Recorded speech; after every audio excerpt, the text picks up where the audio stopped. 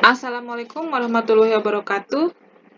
Kita lanjutkan materi kali ini adalah tentang pembentukan sel kelamin, baik di pria maupun wanita. Ini materinya sudah agak rumit karena kita untuk mempelajari ini harus paham dulu yang namanya pembelahan mitosis dan meiosis, juga fertilisasi, ya. Nah, ini yang pertama adalah kalau kita lihat di sini pembentukan sel kelamin. Kalau kita lihat gambar sebelah sini, ini adalah gambar, ada yang masih ingat nggak ini gambar apa? Nah, yang ini. Pada pertemuan kedua dan ke-1, kita sudah membahas organ reproduksi pria. Dan ini adalah testis ya. Sepaket ini namanya testis. Nah, testis ini, yang bulat ini ya, di atasnya ada epididymis. Nah, di dalam testis itu terdapat saluran ya, tubulus seminiferus namanya. Ini, jadi di dalam testis itu tidak hanya bola kosong, tapi ada isinya gitu ya.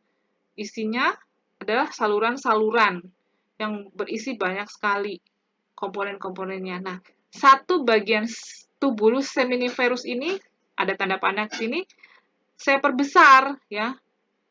Ini makanya ada tulisan seminiferus tubule cross section. Cross section. Jadi pembelahan kita zoom ya, kemudian kita lihat bagian dalamnya seperti ini. Ada titik-titik ungu nggak kelihatan ini ya. Padahal ini kalau kita zoom itu diperbesar ya, seperti kamu lihat kamera atau mikroskop, dan ini harus dilihat di bawah mikroskop. Ini kita zoom, bentuknya seperti ini. Ada yang warna ungu, bulat-bulat, ada yang bulatan-bulatan dilapisi warna oranye, kemudian ini ada tulisannya, terus ini ada ekornya. Nah, ini apa sebenarnya? Ini adalah proses di dalam tubulus seminiferus ya, di dalam testis. Nah, tahapan-tahapannya ini pertama dari sini. Lihat ya. Ini ada primordial germ cell. Ya, pertama. Nah, judulnya ke sini. Pembentukan sperma disebut juga dengan spermatogenesis. Terjadinya di dalam testis ini ya, nah ini di sini ya. Nah, spermatogonium itu bersifat diploid. Diploid itu simbolnya 2N dan selalu membelah diri secara mitosis. Ini salah ketik ya, mitosis, sehingga jumlahnya jadi banyak. Mitosis itu kan pembelahan yang satu menjadi dua, terus membelah ya. Nah, kemudian di mana gambarnya? Ini dia. Nah, ini ya. Yang pertama, spermatogonium bersifat diploid tadi ya. Kemudian di sini spermatozoa ini ya terjadi pembelahan mitosis. Nah, ya. Sebagian spermatogonium membesar menjadi spermatosit primer. Ini ya. Primer, spermatosit primer. Gambarnya yang mana ya? Ini. Warnanya agak lebih tua ya. Dan ini masih sifatnya diploid. Nah, kemudian dia akan mengalami proses meiosis 1. Ini tahapan profase meiosis 1 ya. Nah, ini sudah berubah nih. Spermatosit primer terus membelah diri secara meiosis membentuk spermatosit sekunder. Nah, ini yang tadi meiosis 1 membelah ya, pembelahan meiosis 1 akan menjadi 2. Nih ya. Jadi apa? Ini ada 2. Yang satu meiosis 1 membelah menjadi 2 dengan jumlah kromosom yang tadinya banyak.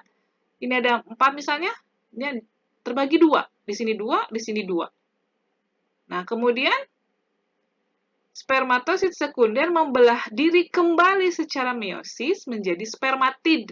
Nah, tadi ini masing-masing anakan, ini kan satu membelah menjadi 2 dengan meiosis.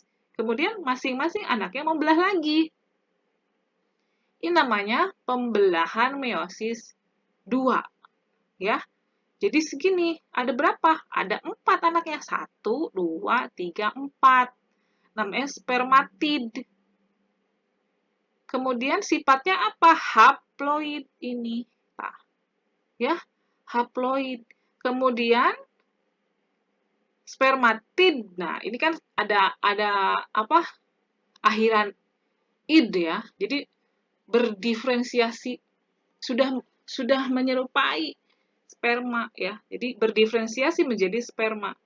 Namanya berdiferensiasi akan berubah menjadi sel sperma yang bersifat haploid. Yang tadinya diploid jadi haploid ada 4. Jadi dari satu sel sperma itu akan menjadi 4 sel sperma. Nah, tiap-tiap sperma memiliki jumlah kromosom. Jadi ada isinya. Yang di dalam ini bukan hanya coret-coret begitu saja, tapi ini adalah kromosomnya. Jumlahnya berapa? Setengah dari jumlah kromosom spermatogonium yang ini.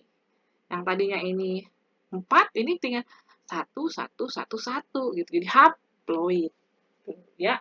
Itu tentang spermatogenesis. Nah, sekarang bagaimana?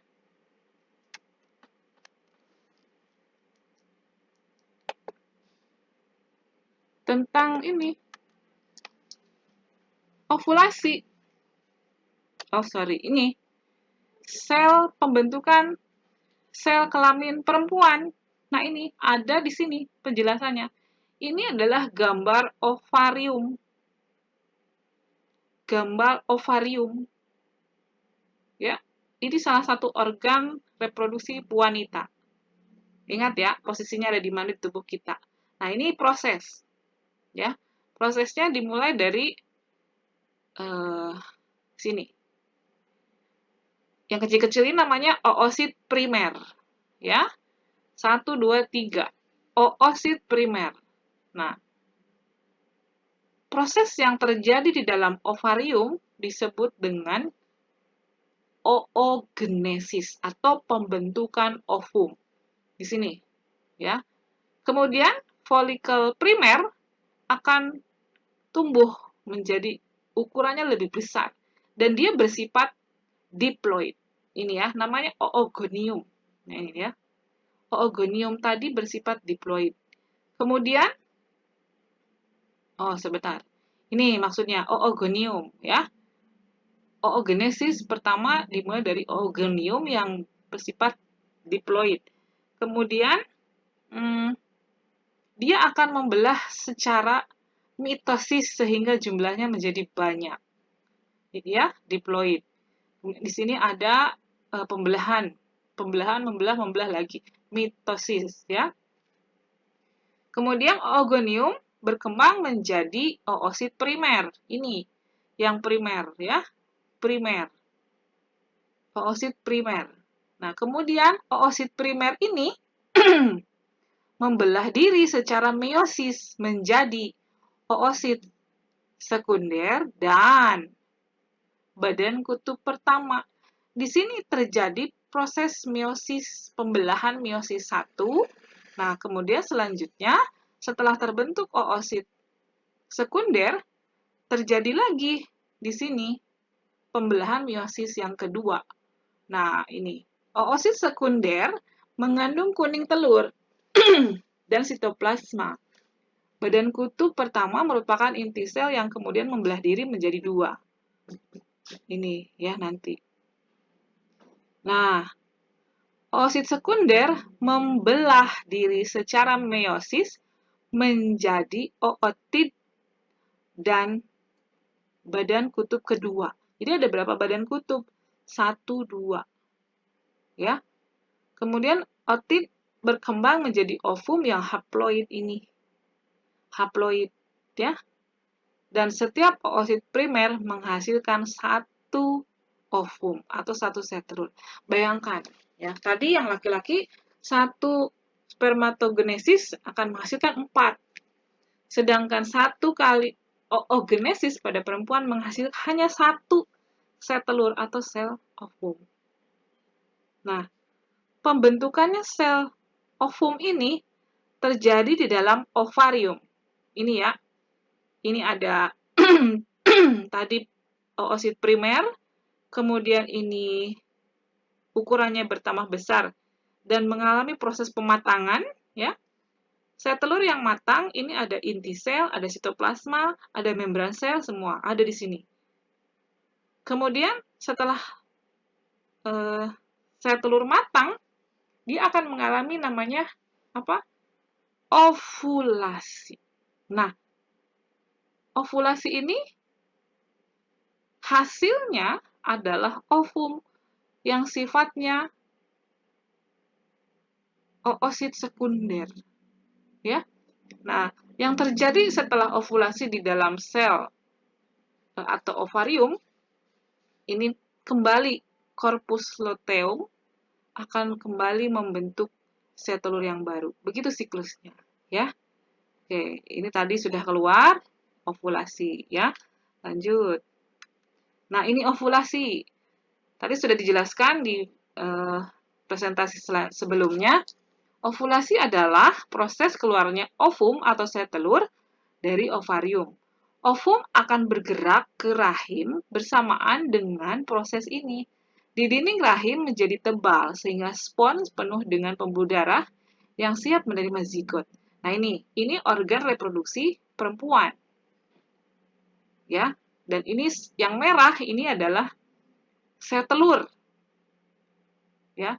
Ini ovarium, di dalamnya ada sel telur. Nah, ini saluran telur atau tuba Fallopi. Ini rahim. Ini leher rahim, ini vagina. Kita klik yang ini, ya. Nah, kita klik yang merah ini akan bergerak. Ya. Bergerak kemana? Nah, ini terjadi di sini. Ovulasi ini ya. Ovulasi. Sudah keluar nih. Nah, kalau terjadi fertilisasi atau bertemu dengan sel telur, dia akan bergerak ke sini dan nempel di sini, di endometrium. Ya, lanjut. Nah, sekarang fertilisasi. Tadi videonya sudah kamu simak ya. Selanjutnya ini. Fertilisasi adalah proses peleburan antara satu sel sperma dengan satu sel telur atau ovum yang sudah matang. Di sini ada sel telur yang merah. Kemudian ini ada sel sperma yang sudah masuk ke dalam tubuh wanita. Ya, kita lihat sama-sama apa yang terjadi. Nah, proses fertilisasi itu seperti ini. Sel telur bergerak, ya, sel telur bergerak. Lihat, sel sperma bergerak juga. Bergerak kemana? Langsung ke tuba Fallopi, di situ ketemunya. Nah, di situ. Nah, sudah ketemu, apa yang terjadi? Ini namanya fertilisasi. Dan dia akan bergerak ke dalam rahim. Ya, tadi proses bertemunya di sini. Paham ya? Oke, lah nempel lah di sana yang disebut dengan implantasi. Dia tumbuh di sini selama 9 bulan. Oke. Sel telur yang telah dibuahi berubah menjadi zigot dan menempel pada dinding rahim ini. Yang merah ini, ya, nempel di situ, dinding rahim. Nah, sekarang kita ngomongin kehamilan. Setelah zigot terbentuk, zigot langsung membelah diri menjadi 2, 4, 8, 16, dan seterusnya. Dalam waktu bersamaan, dinding rahim menebal penuh dengan pembuluh darah siap menerima zigot. Zigot menempel pada dinding rahim untuk berkembang. Dan kemudian zigot berubah menjadi embrio. Setelah di rahim itu berubah namanya menjadi embrio atau janin. Ya, lanjut. Nah, ini dia. Setelah nempel di dinding rahim, terbentuk plasenta dan tali pusat sebagai penghubung antara embrio dengan ibunya. Ini ya, foto asli. Jadi ada penghubung gitu, kayak kabel gitu antara ibu dan embrio yang disebut dengan plasenta. Embrio ini dikelilingi cairan amnion. Jadi dia posisinya basah dalam air gitu ya. Makanya kamu harus jago renang itu karena memang aslinya dulu kalian di dalam cairan yang disebut dengan amnion untuk melindungi dari bahaya benturan. Nah, usia 4 minggu, embrio mulai membentuk mata, tangan, dan kaki. Ini ya, mata, tangan, kaki. Usia 6 minggu, embrio berukuran 1,5 cm. Bayangin, ambil penggaris kamu. Itu dulu, kamu ukurannya segitu di dalam perut ibu. 1,5 cm. Tapi pada usia 6 minggu ini, kehamilan 6 minggu, otak, mata, telinga, dan jantung sudah berkembang. Tangan dan kaki serta jari-jarinya sudah mulai terbentuk. Lihat ini. Ya, sudah berbentuk jari. Usia 6 minggu. Kehamilan 6 minggu. Makanya, di awal-awal kehamilan itu harus dijaga ketat seorang ibu itu, ya. Atau kamu sekarang punya ibu yang sedang hamil. Harus dijaga itu. Tanyakan, ibu sekarang umur berapa kehamilannya gitu. Kamu bisa mendapatkan informasi ini supaya kamu paham gitu ya. Dan bagaimana kita harus bersikap kepada seorang ibu yang sedang hamil atau mengandung. Nah, usia 8 minggu, kehamilan 8 minggu, embrio sudah memiliki organ lengkap.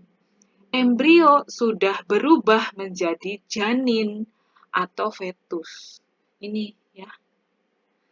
Tadi kan pertama zigot, ya, kemudian embrio, kemudian janin atau fetus. Setelah usia kehamilan kira-kira 9 bulan, 10 hari, bayi siap dilahirkan. Bentuknya seperti ini, di dalam kantung amnion gitu ya. Kita dulu semua seperti ini. Lanjut. Nah, ini dia ya. Ini foto kehamilan bayi ya. Dari umur berapa ini? Pertama bentuknya seperti ini, seperti ini. Di foto asli ya, USG namanya. Hasil USG ibu hamil ya, seperti ini sampai bayi itu siap dilahirkan. Bukan bayi ya, ini masih zigot ya.